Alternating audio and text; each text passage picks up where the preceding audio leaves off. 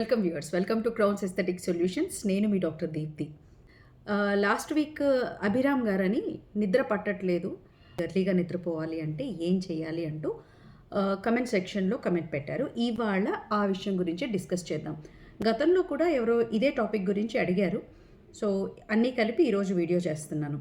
నిద్ర పట్టకపోవడము లేదా లేటుగా పడుకోవడము అనేది రాబోయే రోజుల్లో ఒత్తిడిని మరింత పెంచడానికి కారణమవుతుంది. ఒత్తిడి అలాగే నిద్రలేమి రెండూ కూడా జుట్టు రాలే సమస్యను మరింత తీవ్రతరం చేయడమే కాకుండా రాబోయే రోజుల్లో హార్మోనల్ ఇంబ్యాలెన్సెస్కి ఇవి ముఖ్య కారణంగా చెప్పవచ్చును. కనుక నిద్రని ముఖ్యంగా చీకటిని వినియోగించుకొని కనీసం 6.5 గంటల పాటు మనం నిద్రపోగలిగితే మెలటోనిన్ అనే పదార్థము నిరాటంకంగా విడుదల జరిగి బాడీలో స్టెమ్ సెల్స్ని బలోపేతం చేస్తాయి. జుట్టు రాలే సమస్యను అరికట్టడానికి నిద్ర బాగా హెల్ప్ అవుతుంది. నిద్రలేమి కారణంగా జుట్టు రాలే వాళ్ళల్లో ఈ మెలటోనిన్ అనే సప్లిమెంట్ని కూడా ఇస్తూ ఉంటారనమాట. మళ్ళీ మెలటోనిన్ ప్రొడక్షన్ని నార్మలైజ్ చేయడానికి, అలాగే స్టెమ్ సెల్స్ని మళ్ళీ ట్రిగర్ చేయడానికి, స్టిమ్యులేట్ చేయడానికి అనమాట. సరే, నిద్ర పట్టట్లేదు, దానికి ఏం చేద్దాం మరి టైంకి అంటే, ఈ నిద్ర పట్టడం అనేది ఒక రోజులో ఇలా సెట్ అయ్యేది కాదు. కొంచెం టైం తీసుకోండి. కనీసం 6 వారాల పాటు ఒక డిసిప్లిన్డ్ లైఫ్ స్టైల్ని మనం అలవర్చుకోవాలి. ఇందులో చేయకూడని పనులేంటో ఫస్ట్ డిస్కస్ చేద్దాము, తర్వాత చేయాల్సిన పనులేంటో డిస్కస్ చేద్దాము. చేయకూడని పనులు: సాయంత్రం వేళ 4 గంటల నుంచి పండ్లు లేదా బిర్యానీలు, నూడిల్స్, మైదా సంబంధిత, చక్కెర సంబంధిత జ్యూసులు ఇలాంటివి తీసుకోకపోవడం. రాత్రి 10:30కి మనం నిద్రపోవాలి అని అనుకుంటే సాయంత్రం 4-5 ఇదే మ్యాక్సిమం. సాయంత్రం 4 తర్వాత పండ్లు తీసుకోకూడదు. సాయంత్రం 4 తర్వాత ఎక్సర్సైజ్ హెవీగా చేయకూడదు. నార్మల్ వాకింగ్ వరకు అయితే ఓకే. ఎక్సర్సైజెస్ ముఖ్యంగా హై ఇంటెన్సిటీ ఇంటర్వెల్ ట్రైనింగ్ అంటారు, జిమ్ వర్కౌట్స్ లాంటివి చేయకూడదు. క్యాలరీలు ఎక్కువ ఉన్న ఫుడ్, యాడెడ్ షుగర్స్ ఎక్కువ ఉన్న ఫుడ్, బ్లడ్ షుగర్ని రైజ్ చేసే ఫుడ్స్ తీసుకోకూడదు. ప్రోటీన్లు కానీ చక్కెర సంబంధిత ప్రోడక్ట్స్ కానీ ఫుడ్ ఐటమ్స్లో తీసుకోకూడదు. ఇకపోతే బయట ఫుడ్ కంప్లీట్గా అవాయిడ్ చేయాలి. ఇవి పాటిస్తూ ఫోన్ వాడకాన్ని సాయంత్రం 6 నుంచే మానేయాలి. చీకటి పడుతున్న వేళ స్క్రీన్ని అంటే కంప్యూటర్ స్క్రీన్సే కావచ్చు, ఫోన్లోని స్క్రీన్సే కావచ్చు వాడకూడదు. ఎమర్జెన్సీ సిచ్యువేషన్లో తప్ప వీలైనంత వరకు ఫోన్ వాడకాన్ని తగ్గించాలి. మనం అందరం పనులకు వెళ్ళొచ్చి సాయంత్రం తీరుబడిగా తెలిసిన వాళ్ళకు వీళ్ళకు ఫోన్లు చేయడము, మెసేజెస్కి రెస్పాండ్ అవ్వడము చేస్తూ ఉంటాం కదా. ఇవన్నీ కూడా సాయంత్రం పూట చేయకూడదు. వీలైనంత వరకు ఫోన్ స్క్రీన్ని గ్రే మోడ్లోను ఈవినింగ్ నుంచి పెట్టుకోవాలి. ఈ మధ్య అయితే ఫోన్స్కి ఆటోమేటిక్గా ఈవినింగ్ బయట చీకటిని బట్టి గ్రే మోడ్ అనేది వచ్చేస్తూ ఉన్నది స్క్రీన్ పైన. అలాగే స్క్రీన్స్, ఇప్పుడు సిస్టమ్స్ ఉన్నాయి, ఇంట్లో కంప్యూటర్ ఉంది, బంద్ చేస్తే సరిపోదు, అది దానికి ఏదైతే ప్లగ్ ఇన్ అయ్యిందో అవన్నీ కూడా ప్లగ్ అవుట్ చేసేసేయాలి. చిన్నపాటి ఛార్జర్ కూడా స్విచ్ ఆన్ ఉండకూడదు. స్క్రీన్ ఆఫ్ అయ్యాక, ఈవినింగ్ పని అయిపోయినాక స్క్రీన్స్ ఆఫ్ చేశాక, టీవీ కానీ కంప్యూటర్ కానీ స్క్రీన్స్ ఆఫ్ చేశాక దానిపైన ఒక కాటన్ది లావుపాటి టవల్ కానీ ఏదైనా ఒక క్లాత్ కానీ కప్పేసేయాలి. పాతకాలంలో ఇది చేసేవాళ్ళు. టీవీ చూడడం అయిపోయాక దానిపైన ఒక టవల్ వేసేసేవాళ్ళు. అది నిజంగా చాలా మంచి పద్ధతి. ఎందుకంటే దాని నుంచి వెలువడే రేడియేషన్ ఖచ్చితంగా మన హెల్త్ని, హార్మోన్స్ని డిస్టర్బ్ చేస్తుంది కనుక. సో ఇవి చేయకూడదు. ఇవన్నీ కూడా ఇప్పుడు మనం మాట్లాడుకున్నవి చేయకూడనివి లేదా చేయాల్సిన విధానం ఏదైతే మాట్లాడామో ఇవన్నీ కూడా you should put in to practice. చిన్నవి మేబీ ఈరోజు ఫోన్ వాడకాన్ని తగ్గిద్దాము, రేపు స్క్రీన్స్ పైన ఒక క్లాత్ వేయడం అలవాటు చేసుకుందాము. మెల్లగా చిన్న టైనీ హ్యాబిట్స్ అన్నింటినీ కూడా మన రోజువారీగా అలవాటు చేసుకుంటూ మన లైఫ్ స్టైల్లో, మన డైలీ యాక్టివిటీస్లో మనం ఒక పార్ట్గా చేయాలన్నమాట. సాయంత్రం కాగానే అవసరం ఉన్న చోట అవసరమైనంత మేరనే లైట్ వాడడం చాలా ఇంపార్టెంట్. చాలామంది ఇళ్లలో సాయంత్రం కాగానే సంధ్యవేళ బాగా వెలుగుండాలి, ఇంట్లో దీపాలు వేయాలి అనేసి ఫుల్గా లైట్స్ వేసేస్తూ ఉంటారు. ఇది కూడా జుట్టుకి, హార్మోన్స్కి, చర్మానికి మంచిది కాదు. వీలైనంత వరకు ప్రకృతి సిద్ధంగా, ప్రకృతికి దగ్గరగా అనుసంధానమై ఉండాలి. అప్పుడే మనకి అన్నీ కూడా సీజనల్గా జరగాల్సిన చేంజెస్ కానివ్వండి, పగలు రాత్రి అనే తేడా కానివ్వండి, మన బాడీకి బాగా తెలిసి ఎరుకతో మన బాడీ ప్రవర్తిస్తుంది. మనంతా న్యాచురల్ లైట్లో ఉన్నాము, సాయంత్రం కాగానే ఈ ఆర్టిఫిషియల్ లైట్స్ వేసుకున్నాము, బాడీకి బ్రెయిన్ సిగ్నలింగ్ అనేది ఎక్కడో ప్రాపర్గా జరగదు. ఇంకా పొద్దున పూట రిలీజ్ చేయాల్సిన హార్మోన్స్ని రిలీజ్ చేస్తూనే ఉంటుంది. అలాగే రాత్రిపూట కొన్ని సద్దుమణగాల్సిన హార్మోన్స్ని ప్రేరేపిస్తూ ఉంటుంది. తద్వారా మన బాడీలో హార్మోనల్ ఇంబ్యాలెన్సెస్ అవుతాయి. ఎక్కడి నుంచి మొదలవుతుంది ఇది? నిద్ర నుంచి మొదలవుతుంది.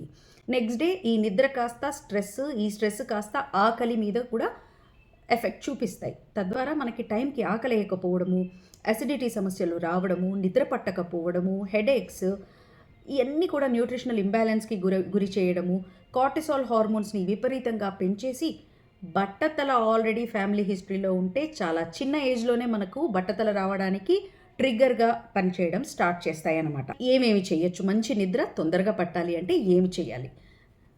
పడుకునే స్థానాన్ని అంటే బెడ్రూమ్ని నిద్రకు మాత్రమే వినియోగించాలి. మనలో చాలామంది ఎవరి రూమ్ వాళ్ళకు ఉంటుంది. అదే రూమ్లో ఒక పక్కన డెస్క్, సిస్టము, ఫోన్లు, వర్క్ ఇవన్నీ ఉంటాయి. Beat online or offline. జనరల్గా ఎవరి రూమ్లోకి వాళ్ళు సాయంత్రం ఆఫీస్ నుంచి రాగానే ఫ్రెష్ అయిపోయి ఎవరి రూమ్లోకి వాళ్ళు వెళ్ళిపోవడము అనేది చేస్తుంటారు. ఇలా కాకుండా లివింగ్ రూమ్ లేదా అందరూ కలిసి కూర్చునే రూమ్లోనే వీలైనంత వరకు మీ పనులన్నీ కంప్లీట్ చేసుకుని నిద్ర కోసం మాత్రమే బెడ్ని వినియోగించాలి. మీరు రాసుకోవడము, చదువుకోవడము, సిస్టమ్ వర్క్, ఇంకేదైనా సరే మీరు బెడ్రూమ్లో చేసినట్లయితే మీకు అది లివింగ్ స్పేస్ లాగానే అయిపోతుంది. ఇంకా అక్కడ లైట్స్ అన్నీ అవసరం పడతాయి. సో అక్కడున్న ఆ నెగిటివిటీ అంతా కూడా మీకు రాత్రి నిద్రపోయినప్పుడు ఎఫెక్ట్ ఇస్తుంది. స్క్రీన్స్, అప్పటిదాకా మనం టీవీలో చూసిన మూవీస్ కానీ, సీరియల్స్ కానీ, వాటి ఎఫెక్ట్ కూడా మన సబ్కాన్షియస్ మైండ్లో ఉండి మనల్ని డిస్టర్బ్ చేస్తూ ఉంటాయి. ఇవన్నీ చాలా చిన్నవే కానీ చాలా పెద్ద డిఫరెన్స్ని మన నిద్ర మీద కలుగజేస్తూ ఉన్నాయి. సో రాత్రులు వీలైనంత వరకు గ్రే మోడ్లో స్క్రీన్స్ ఉంచాలి. హై ఇంటెన్సిటీ వర్కౌట్స్ చేయకూడదు. హెవీ క్యాలరీస్, షుగర్స్ లాంటివి తీసుకోకూడదు. బయట ఫుడ్ తీసుకోకూడదు. ఒకవేళ స్క్రీన్స్ వాడే అలవాటు ఉంటే అన్నీ బంద్ చేసేసి, స్విచ్లతో సహా బంద్ చేసి దానిపైన ఒక క్లాత్ వేయాలి. అలాగే లివింగ్ స్పేస్ని మాత్రమే పనికి వాడాలి. బెడ్రూమ్ని నిద్రతో అసోసియేట్ చేద్దాము, పనితోనో తిండితోనో అసోసియేట్ చేయకూడదు. ఫోన్ రాగానే ఎవరి రూమ్లో వాళ్ళు దూరిపోయి ఫోన్లు మాట్లాడుతూ ఉంటారు. Never do this. ఇవన్నీ బెడ్రూమ్ బయటనే వదిలేసి రావాలి అన్న సంకేతం మన బాడీకి ఎప్పటికప్పుడు కలగజేయడం కోసము మనము ఈ ఫోన్లు గట్రా ఏది ఉన్నా కానీ ఇవన్నిటి నుంచి మనం కాషియస్గా ఉండాలి. అలాగే వీలైనంత వరకు రేడియేషన్ అవాయిడ్ చేయడానికి ఫోన్స్ ఏవున్నా సరే స్విచ్ ఆఫ్ చేసి మీ బ్యాగ్లో పెట్టి ఆ బ్యాగ్ని ఇంట్లో మీ బెడ్రూమ్లో కాకుండా బయట రూమ్లో ఏ హాల్లోనో పెట్టేసేసి మీ రూమ్కి వచ్చి మీరు పడుకోండి. చాలామంది ఏమనుకుంటారంటే 6 ఫీట్ దూరంలో, 6 అడుగుల దూరంలోనే ఫోన్ పెట్టాను, సో నేను పడుకోవచ్చని. లేదు, మీరు అబ్జర్వ్ చేయండి. ఫోన్ బయట రూమ్లో బంద్ చేసి బయట రూమ్లో వదిలేసి నెక్స్ట్ డే మార్నింగ్ తీసుకోండి. నిద్రపోతున్నప్పుడు ఫోన్ సంబంధించినవి ఏవి మీ దగ్గర లేకుండా పడుకొని చూడండి. డిఫరెన్స్ మీకు అర్థమవుతుంది. ఫోన్ పక్కన ఉన్నప్పుడు లేదా ఆ రూమ్లోనే ఉన్నప్పుడు పడుకునే నిద్రకి, ఫోన్ అసలు ఆ రూమ్లో లేకుండా పడుకునే నిద్రకి చాలా వ్యత్యాసం ఉంటుంది. కమ్మగా నిద్రపోతారు. పిచ్చి పిచ్చి కలలు ఏవి రావు, డిస్టర్బెన్సెస్ ఉండవు. సో ఇవన్నీ కూడా మనం డైలీ ప్రాక్టీసెస్లో పెట్టినప్పుడు మాత్రమే ఎర్లీ టు బెడ్ అనేది సాధ్యమవుతుంది. హార్మోనల్ ఇష్యూస్ అనేవి మన వెంట పడకుండా ఉంటాయి. ప్రశాంతమైన జీవితాన్ని మనం గడపడానికి ఇవన్నీ కూడా చాలా అవసరం. మా చిన్నతనంలో కావచ్చు, ఆ 80స్లో 70స్లో ఆ టైంలో, మా చిన్నతనంలో మహా అయితే సాయంత్రం 7ంటికి ఆ దూరదర్శన్లో వార్తలు వచ్చేవి. అవి చూడగానే టీవీ కట్టేసేవాళ్ళు. ఇంకా చూడడానికి కూడా టీవీలో ఏమి ఉండేది కాదనమాట. తర్వాత సీరియల్స్ అని ఇవన్నీ రావడం, మన స్లీపింగ్ డ్యూరేషన్ తగ్గిపోయింది. బెడ్ టైం అనేది ఎప్పుడో 12కో 11కో షిఫ్ట్ అయిపోయింది. అలాగే పల్లెటూళ్ళల్లో, మా చిన్నప్పుడైతే పల్లెటూళ్ళల్లో సాయంత్రం కాగానే ఆరు బయట మంచాలు వేసుకొని కబుర్లు చెప్పుకుంటూ భోజనాలు బయటే చేసేసి పిల్లలకు కథలు చెప్తూ తల్లిదండ్రులు పడుకోబెట్టేవాళ్ళు. పైన చందమామని, చల్లగాలిని ఆస్వాదిస్తూ మేము పడుకునేవాళ్ళం. డాబా పైన పడుకోవడము, ఆరు బయట మంచాలు వేసుకొని పడుకోవడము చాలా అలాంటివి జరిగేవి చిన్నప్పుడు. కానీ రాను రాను ఏమైంది, టీవీలు వచ్చేసరికి అందరం ఇంట్లోకే అంకితం అయిపోయాం. ఇంట్లోకి ఎండ గాలిని రానికుండా మనం తలుపులు మూసేసుకొని ఇంట్లో ఫుల్గా లైట్లు వేసేసుకొని టీవీలు, రేడియోలు ఇవన్నీ ఆన్ చేసేసుకొని ఇంట్లోనే ఉంటున్నాము. టీవీ స్క్రీన్ చూస్తూ నిద్రని నిర్లక్ష్యం చేస్తున్నాము. బట్టతల వ్యవహారాలను గురించి మనం చూస్తే, ఒకప్పుడు ఏదో ఏ పెళ్ళికో ఎక్కడికో వెళ్ళినప్పుడు 400 మందిలో ఒక్కళ్ళకి బట్టతలు ఉండేది. పలానా వాళ్ళకి బట్టతలు ఉంది అని చెప్పుకునేవాళ్ళు. ఇప్పుడు ఇంటికి 2 తయారయ్యారు, కాదంటారా? ఇంటికి 2కి, ఒకరికి బట్టతల వ్యవహారం, ఒకరికి హార్మోనల్ ఇష్యూస్, ఒక అమ్మాయికి థైరాయిడ్ ఉంటుంది, కొందరికి పీసీఓడి ఉంటుంది, బీపీలు, షుగరు. ఇవన్నిటికీ కారణము నిద్ర ఎక్కడో అక్కడ అని మీరు కూడా ఒప్పుకుంటారు ఇదంతా వింటే.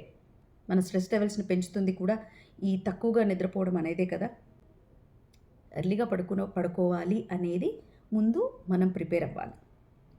బెడ్ని వీలైనంత వరకు నీట్గా పెట్టుకోవడము, బెడ్రూమ్ని వీలైనంత వరకు పొద్దున పూట గాలి వెలుతురు చక్కగా తగిలేలా పెట్టుకోవడము, ఈ విజిబుల్ లైట్స్ లాంటివి వీలైనంత వరకు వాడకుండా ఉండడము సాయంత్రం అవ్వగానే, ఇవి ప్లాన్ చేసుకోవాలండి. ఇవన్నీ కూడా స్టెప్ బై స్టెప్ మనం ఫాలో అయితే ఖచ్చితంగా కొన్ని వారాల వ్యవధిలోనే ఎటువంటి మెలటోనిన్ సప్లిమెంట్స్ లేకుండానే నిద్ర పడుతుంది. ప్రతిరోజు ఈవినింగ్ జర్నలింగ్, డైరీ రాసుకోవడం కూడా చాలా మంచి అలవాటు. చిన్నప్పుడు డైరీ ఇచ్చేవాళ్ళు మాకు. అందులో ఏం రాయాలో తెలియక పొద్దున నేను 6ంటికి లేచాను, బ్రష్ చేసుకున్నాను, టీవీలో పాటలు చూశాను, స్కూల్కి వెళ్ళాను, సాయంత్రం వచ్చి పాలు తాగారు, ఆడుకున్నాను, తొందరగా తిన్నాను, హోంవర్క్ చేసుకున్నాను, పడుకున్నాను. ఇవే రాసుకునేవాళ్ళం. కానీ రాసేవాళ్ళం. ఈ రాసే ప్రక్రియలో కూడా ఎక్కడో అక్కడ మనం చేస్తున్న మిస్టేక్స్ కానివ్వండి, చేయాల్సిన ఇంపార్టెంట్ పనులను కానీ మనం నెమరు వేసుకుంటూ అరే త్వరగా పడుకోవాలి అనే ఆలోచన మనలో వస్తుంది. సో చదువుకోండి, రాసుకోండి. ఒక్కొక్కసారి అయితే బుక్ పట్టుకుంటే చదువుతూ నిద్ర వచ్చేస్తుంది. ట్రై చేసి చూడండి. అలా కాకుండా మీరు ఫోన్లు, స్క్రీన్లు చూస్తే ఆ బ్రౌజ్ చేసుకుంటూ పోతే నిద్ర అనేది ఎగిరిపోతుంది, నిద్ర రాదు. చేయాల్సిన పనులు వీలైతే ఎర్లీగా డిన్నర్ చేసేందుకు ప్లాన్ చేసుకోండి. ఒకవేళ లేట్గా డిన్నర్ చేయాల్సి వస్తే ఆ రోజు కేవలం వెజిటబుల్ సూప్ మాత్రమే తీసుకునే ప్రయత్నం చేయండి.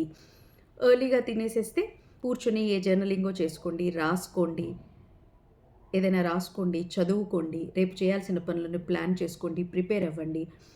న్యూ ఇయర్కి ముందు మనం తీసుకున్న రిజల్యూషన్స్ని మరొక్కసారి చూసుకోండి. మళ్ళీ ఏమన్నా వాటిని మనం ప్లాన్లో పెట్టచ్చా అనేది చూసుకోండి. కాస్త బ్రీతింగ్ ఎక్సర్సైజెస్ చేసుకోండి, బెడ్ నీట్గా పెట్టుకోండి, ఇంట్లో వాళ్ళతో కూర్చొని కబుర్లు చెప్పుకోండి.